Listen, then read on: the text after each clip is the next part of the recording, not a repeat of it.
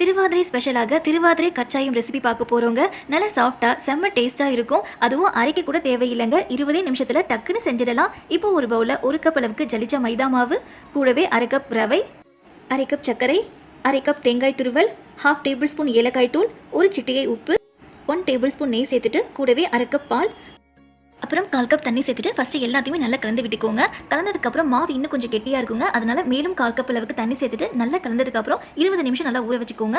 இப்போ 20 நிமிஷம் நல்லா ஊறி வந்ததுக்கப்புறம் மாவு கொஞ்சம் கெட்டியாக இருந்துச்சுன்னா கொஞ்சமாக மட்டும் தண்ணி சேர்த்துட்டு இட்லி மாவு பதத்துக்கு நல்லா இந்த மாதிரி கலந்து விட்டுக்கோங்க. இப்போ ஸ்டவன் பேனில் பொரிப்பதற்கு தேவையான அளவுக்கு எண்ணெய் சேர்த்துட்டு லைட்டாக சூடானதுக்கப்புறம் ஒரு குளிக்கண்டி மாவையும் சேர்த்துட்டு மாவு மேலே அப்படியே எண்ணெய் தெளிச்சு விட்டிங்கன்னா இந்த மாதிரி ஊறி போல உப்பி வரும். இப்போ ஒரு பக்கம் வெந்து வந்ததுக்கப்புறம் திருப்பி போட்டு சிம்பிள் டு மீடியம் ஃப்ளேமில் 2 நிமிஷம் வேக வச்சு எடுத்தீங்கன்னா கச்சாயம் வந்து ரெடி ஆயிடுங்க. இப்போ கச்சாயம் ரெடி ஆனதுக்கப்புறம் அப்படியே பூரி போலவும் நீங்கள் எடுத்துக்கலாம். இல்லாட்டி இந்த மாதிரி கரண்டியால் லைட்டாக ப்ரெஸ் பண்ணிட்டும் பரிமாறிக்கலாம். அவ்வளோதாங்க. இப்போ நல்லா அருமையான சுவையில் திருவாதிரை ரவை தேங்காய் கச்சாயம் வந்து ரெடி ஆயிடுச்சு. நல்லா சாஃப்டாக இருக்குங்க. நீங்களும் வீட்டில் செஞ்சு பாருங்க.